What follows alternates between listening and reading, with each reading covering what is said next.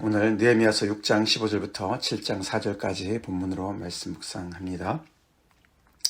드디어 성벽 공사가 마쳐졌다라고 오늘 본문이 이야기합니다. 그런데 놀랍게도 걸린 시간은 52일 만에 그것을 마쳤다라고 얘기를 합니다. 오늘 매일 성경 옆에 자세하게 정리를 해놨는데, 사실 이제 1차 포로 귀환이 돌아온 때부터 기준으로 보면 거의 140년 후예요. 140년 후에 이 성벽을 세운 것이죠. 그러니까 얼마나 오랫동안 이 성벽이 이제 이렇게 무너진 상태로 있었는지를 알게 되고, 또 그가 이 느헤미야가 돌아와서 100일 정도 지난 다음에, 처음에는 조금 준비하는 시간이 있었죠. 그런데 그 앞에 우리가 여러 가지 이제 그런 반대 세력도 있었고 안에 어떤 여러 가지 문제도 있었는데도 불구하고 52일 만에 2달째 안 걸려서 이것을 완공했다라고 얘기를 하는 겁니다. 굉장한 스피드죠. 속도가 굉장합니다. 얼마나 그들이 정말 어려운 중에 애를 써서 그 일을 정말 전심을 다해서 이렇게 했는지 우리가 참 눈물겨운 이야기를 이렇게 보게 됩니다. 52일 만에 끝냈다.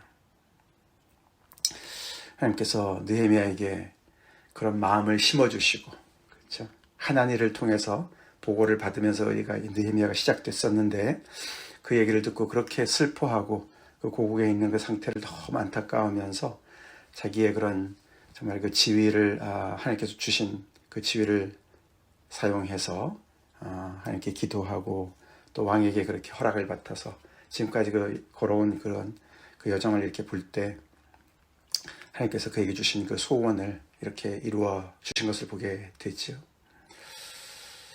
하나님께서 우리 빌립보서 말씀처럼 우리의 마음에 소원을 주시고 그 일을 행하시는 분은 하나님이시죠.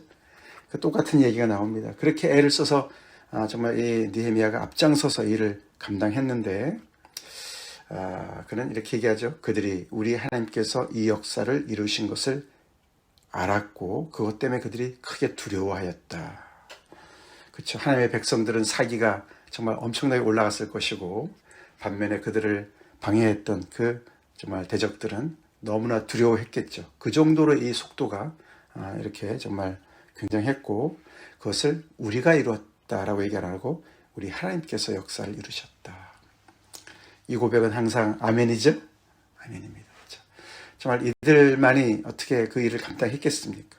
정말 뒤를 돌아보니 하나님께서 구석구석 다 하나님께서 돌보시고 역사하시고, 이 사람 저 사람 필요한 사람들을 보내주시고 채워주시고 붙여주시고, 여러 가지 대적들을 미리 알게 해주시고 기도하게 하시고 지혜를 주셔서 그 구비구비를 잘 지나와서 이렇게 이 성벽을 다 완공했구나.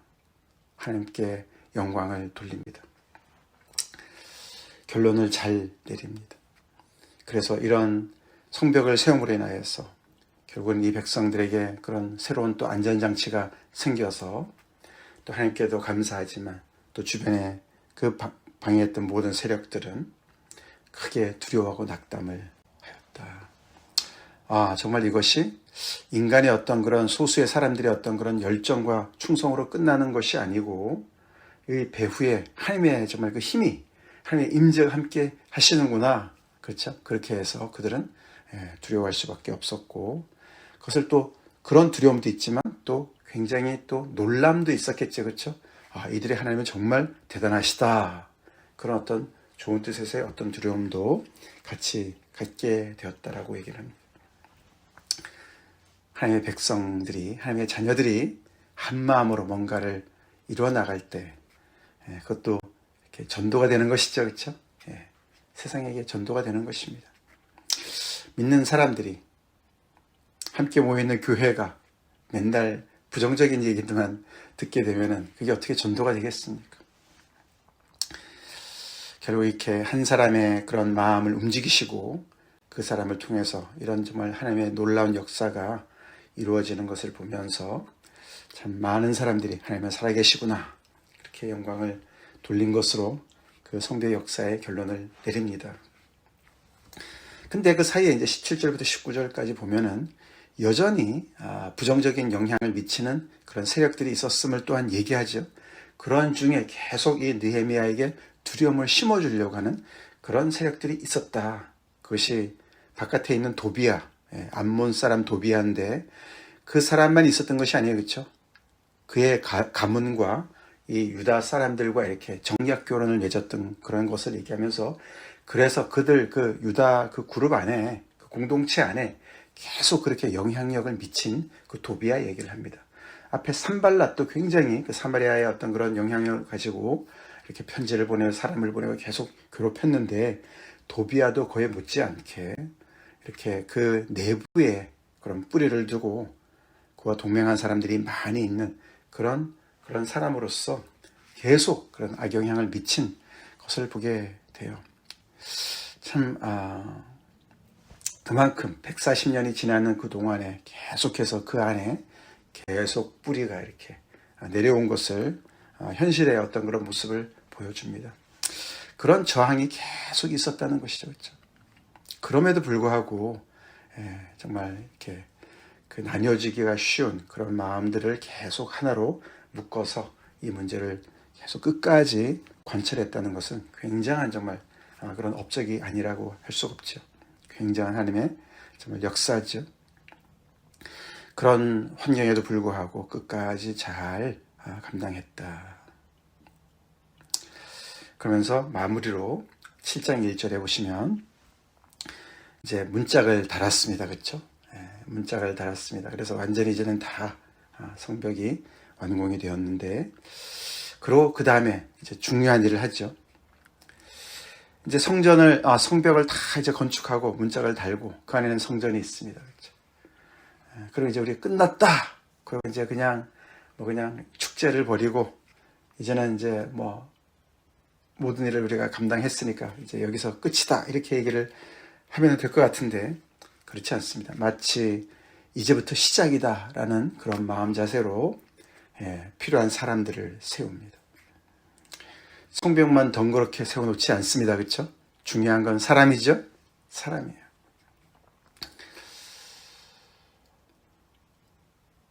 성벽을 건축하고 문짝을 세우고 그 다음에 문지기를 세우고 문지기만 세우지 않고 그 성벽 안에 하나님의 귀한 성전이 있고 결국에는 예배를 위해서 성벽은 존재하는 것이죠.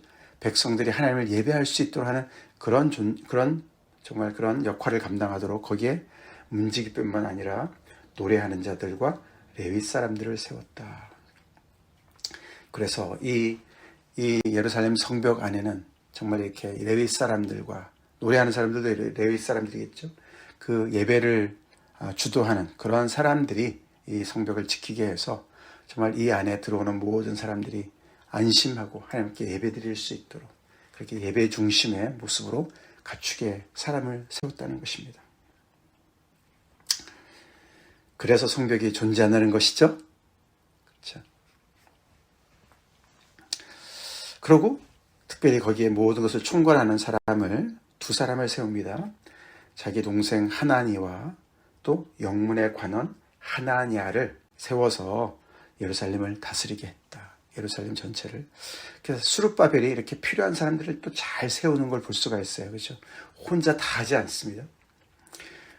어저께도 우리 본문에서 자기 스스로가 왕이 되려고 한다. 이런 이제 오해도 있었는데, 정말 전혀 근거 없는 오해였습니다. 그렇죠? 계속 다른 사람들을 세우면서 그 사람들이 자체적으로 그것을 잘 임무를 감당할 수 있도록 각각의 소임을 또 맡깁니다. 근데 그가 이렇게 세운 인물이 하나냐라는 사람이 충성스러운 사람이었다. 그리고 더 나아가서는 하나님을 경외함이 무리 중에서 뛰어난 사람이었다. 그래서 가장 어떤 사람을 세울까 봤을 때 가장 중요한 것은 일을 잘하는 사람도 중요했겠지만 충성스럽다는 얘기가 그 얘기죠. 그죠? 실무적인 것을 잘 감당한다는 얘기도 되지만 더 중요한 것은 하나님을 경외하는 사람으로서 그것이 가장 무리 중에 뛰어난 그런 사람으로서 하나님을 세웠다라고 얘기를 합니다. 하나님을 경외한다. 하나님만을 경외하고 하나님만을 공경하고 두려워하고 그런 사람이면 정말 이 느헤미야처럼 그렇게 그렇죠? 어려운 중에서도 계속 하나님을 의지하고 그 모든 일을 잘 감당할 수가 있기 때문에 그렇다는 것이죠. 우리 하나님을 경외하는 사람들 됩시다. 이렇게 주변에 우리를 두렵게 하는 많은 사람들이 있지만 그런 사람들이 있을지라도 우리가 하나님을 경외하면 그런 상황 속에서도 우리의 길을 찾을 줄 믿습니다. 우리의 길을 찾을 수가 있어요.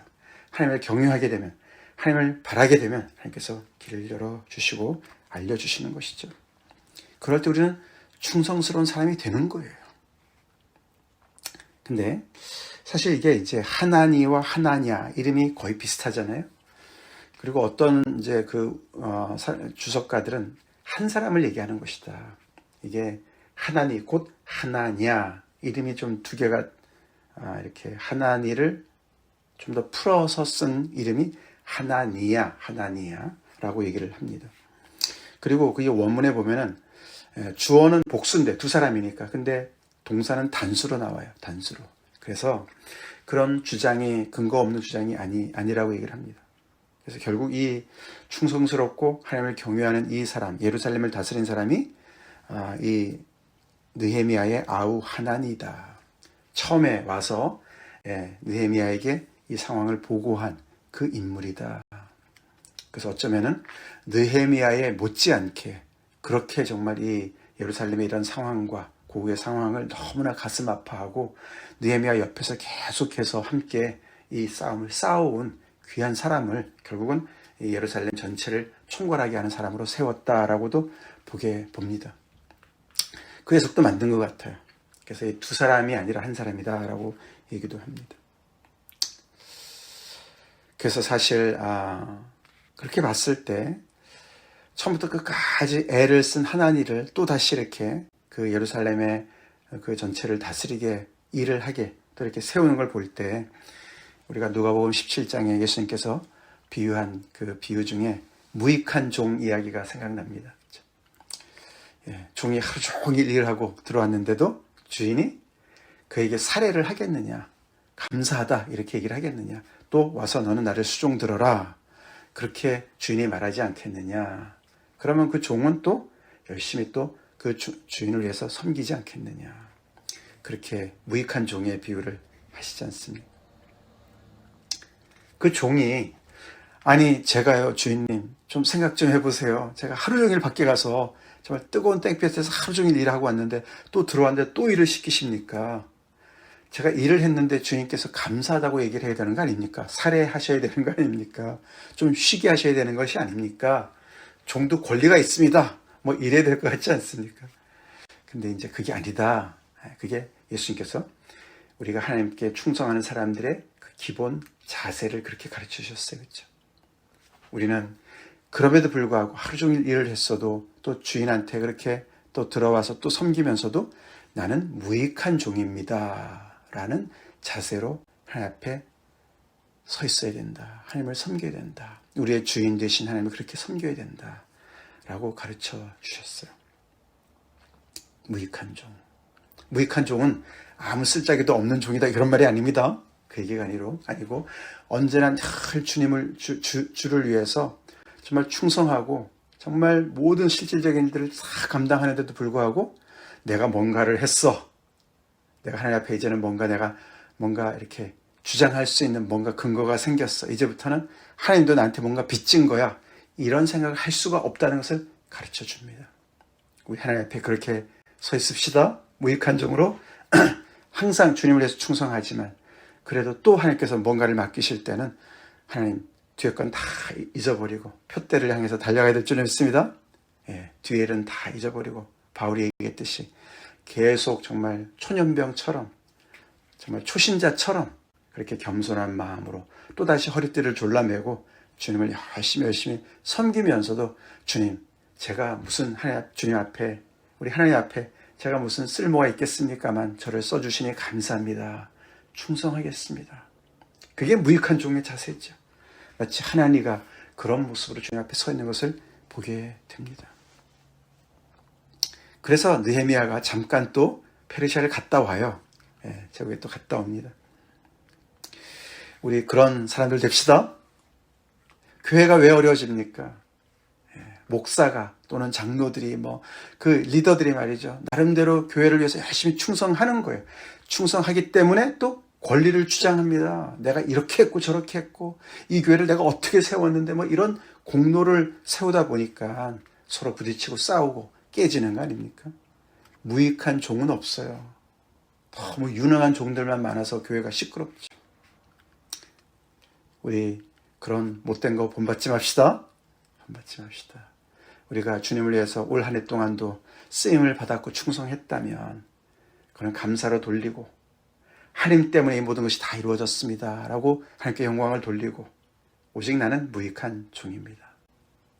주님 또 저의 쓰임이 있다고 생각하시고 맡겨주시면 또 제가 열심히 충성하겠습니다. 저는 무엇을 하더라도 제가 이 땅에서 저의 삶을 다 드린다 할지라도 저는 주님 앞에 뭔가 내세울 수 있는 그런 공로를 내세울 수 있는 존재가 아니고 하나님의 은혜고 저는 그냥 무익한 종입니다. 그런 자세로 주님 앞에 나갑시다. 투덜투덜하면서 하나님 제가 이것도 했고 저것도 했는데 하나님 또 이런 식입니까? 막 이렇게 투덜투덜하면서 나가지 말고 하나님 앞에 우리 무익한 종으로 나갑시다. 우리 2025년 추수감사절 날에 우리가 이렇게 모여서 말씀 묵상할 때 하나님께서 이런 말씀을 우리에게 주시는 줄 믿습니다. 무익한 종의 자세로 섬겨라. 그러고는 이 3절 4절의 말씀에 참 이 느헤미야가 굉장히 치밀한 사람인 걸 알 수 있어요. 그렇죠? 그래도 이렇게 성벽이 세워졌지만 그 안에 사람들이 많지 않고 주민이 적고 집은 있지만 가옥이 미처 다 건축되지 못한 상황에 있고 그래서 이렇게 빨리 문을 닫고 늦게 열으라고. 그렇죠? 해가 좀 뜬 다음에 열고 얼른 또 이제 파수를 시작할 때부터 문을 닫고 그렇게 해서 이 성벽을 잘 지키도록 그렇게 사람들한테 지침을 줍니다. 그들이 성벽을 세우면서 우리 시편 말씀처럼 그렇죠? 그들이 아무리 애를 쓴다고 하더라도 집을 세우는 자가 하나님께서 세우지 아니하시면 세우는 자의 수고가 헛된 것을 그들은 아마 알았을 것이고 아무리 깨어서 성벽을 지킨다 할지라도 정말 하나님께서 지키지 아니하시면 파수꾼의 경성함이 허사인 것을 알게 된 것이죠. 그렇죠? 그렇게 믿음으로 고백하면서도 이렇게 또 준비를 잘 합니다. 하나님께서 지켜주시니까 그냥 열어놔도 돼 이러지 않았어요. 그렇죠? 현실을 직시합니다. 하나님을 의지하면서도 현실을 직시하면서 거기에 알맞게 대처를 하게끔 하는 거예요. 근데 여기서 우리가 중요한 한 가지를 알 수가 있어요. 이렇게 140년이 지났는데도 불구하고 예루살렘 그 원래 성벽 안에는 예루살렘 성전에 있는 예루살렘 도시 안에는 사람들이 적게 있었다는 거예요. 소수만 살았어요. 우리가 나중에 뒤에 보면 11장 같은 데 가보면요. 사람들을 일부러 10분의 1을 이 예루살렘 안에 들어가 살게 합니다. 거기 들어가서 살으라고. 이제 성벽도 세워졌으니까 거기 가서 안심하고 살으라고. 그렇게 사람들을 심으려고 애를 써요. 그래서 거기서 살아주는 게 고맙고 살아주는 게 마치 이 공동체를 세우는 일을 위해서 헌신하는 것 같은 그런 이야기를 합니다. 그러니까 다시 말해서 그만큼 이 예루살렘이 초토화되었는데 그 예루살렘 도시 안에 이렇게 재건이 힘들었던 거예요. 느헤미야가 와서 성벽을 건축한데도 불구하고 이렇게 사람들이 적게 살았고 집을 우리가 이제 학개서에서 그렇죠?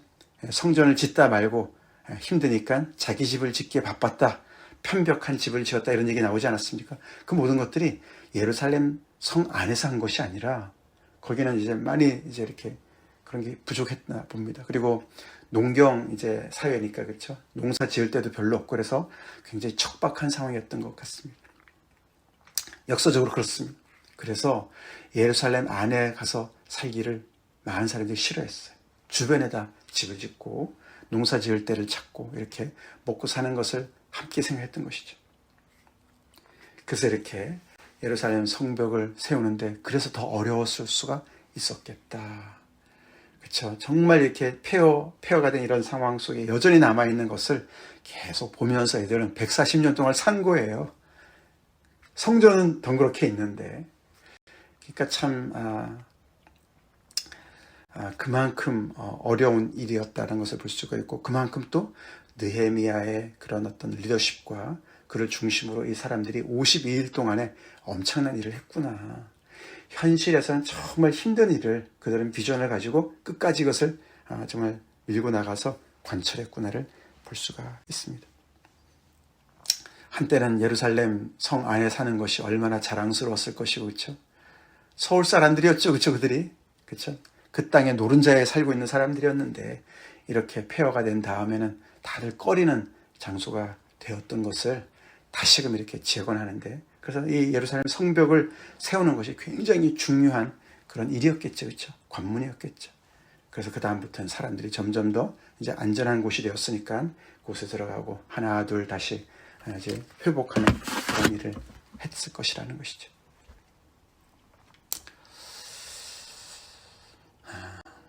오늘날에도 이렇게 현실만을 보지 않는 사람들, 그렇죠? 그 속에서 하나님의 뜻을 헤아리고 또 현실을 보면서 아파하고 하나님의 역사를 아는 그런 마음으로 주님 앞에 기도하는, 그래서 하나님께 뜻을 받고 그 일이 어렵더라도 끝까지 관철하는 그런 소수의 사람들을 통해서 하나님의 나라의 역사는 계속 진행되는 줄 믿습니다. 진행되는 것이죠. 우리가 그게 바로 누가 세우지 않아도 리더의 마음이죠. 우리 예수 믿는 모든 사람들은 다 리더의 마음을 가져야 될 줄 믿습니다. 우리는 물론 예수 그리스도를 따라가는, 잘 따라가는 양의 그런 정말 순종의 자세도 가져야 되고, 교회 안에서도 그런 어떤 질서가 필요하겠지만, 그러나 우리는 기본적으로 우리는 요한복음 2장에 나오는 예수님의 어머니 마리아와 같은 모습을 가져야 돼요. 잔치자리에 초대받아서 갔는데 보니까 포도주가 떨어졌어요. 그렇죠? 필요를 살피는 사람들이, 누가 뭐라 하지도 않았는데 그것을, 그 필요를 가지고 이래저래 이러쿵저러쿵 옆에서 그냥 흉만 보고 그러질 않고 현실을 불평만 하고 말이죠. 와, 이 집은 뭐 이렇게 포도주가 떨어졌냐. 문제를 더 불거나게 하는 것이 아니라 그 문제를 가지고 조용히 해결하실 수 있는 분에게 가는 거예요. 해결책을 제시하는 사람이에요. 그게 리더의 모습이죠. 마리아를 누가 리더로 세웠습니까? 거기다가. 그렇죠? 감투가 있어서 합니까? 아니에요. 그렇죠? 마음이죠. 살피는 마음이고 섬기는 마음이고, 그리고 어떻게 해결해야 될지를 아는 거예요. 그래서 예수님한테 가서 조용히 포도주가 떨어졌다, 그렇게 얘기를 하죠. 그게 중보기도 아닙니까? 우리 어디를 가나 그런 주인의식을 가지고 우리가 신앙생활을 합시다. 교회에서도 그렇고 직장에서도 그렇고 우리의 삶의 구석구석, 우리의 커뮤니티 속에서도 느헤미야 하나니나 그런 마음 자세로 계속 이 문제를 애를 쓴 거예요. 그래서 거기 정작 사는 사람들은 그런 문제가 있어도 정말 해결할 생각보다는 계속 불평했을 거예요. 그렇죠? 하나님 우리를 이렇게 보내주셨고 우리는 계속 이렇게 어렵습니다.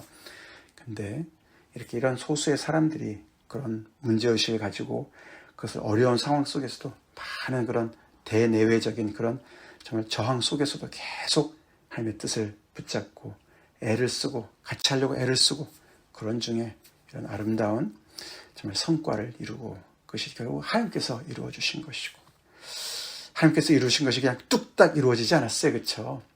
이들의 헌신을 하나님께서 또 사용하시고 52일이 짧은 기간이지만 정말 눈물겨운 싸움의 그런 헌신의 결과죠. 우리 그런 사람들로 주님 앞에 섭시다. 충성된 사람들, 그러면서도 무익한 종의 자세로 주님 앞에 섭시다. 같이 기도하겠습니다. 하나님 감사합니다. 느헤미야를 중심으로 이 포로교환 공동체가 52일 만에 예루살렘의 성벽을 다 마쳤습니다.